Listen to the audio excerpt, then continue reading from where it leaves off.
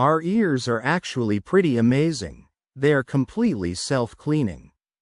The skin inside your ear canal grows outward like a tiny conveyor belt, naturally carrying old earwax, dead skin, and dirt out of the ear opening all on its own. Excessive earwax usually happens when we accidentally disrupt this process, often by trying to clean them too deeply, or due to genetics and anatomy. Here is a safe, effective routine to keep your ears clear and healthy without causing damage. The Safe Ear Care Routine 1. Clean the outside only. Daily, during or after a shower. Wash only the outside of your ear, the pinna, and behind it with mild soap and water.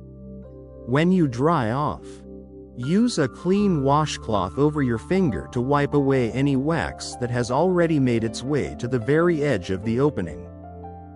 2. Strictly avoid internal tools.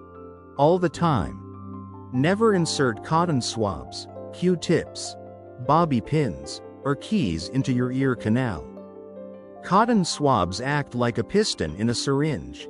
They might get a little wax out, but they push the rest deep down into the ear canal, packing it tightly against your eardrum. 3. Use softening drops, optional, 1 to 2 times a week. If prone to hard wax.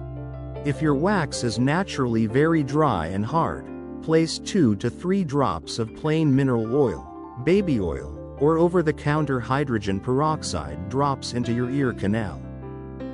Tilt your head for a few minutes to let it sink in. This softens the wax so your ear's natural conveyor belt can move it out more easily. 4. Rinse gently, occasionally, in the shower, while showering. Let a little bit of warm, not hot, water tilt naturally into your ear for a few seconds, then tilt your head down to let it drain out completely.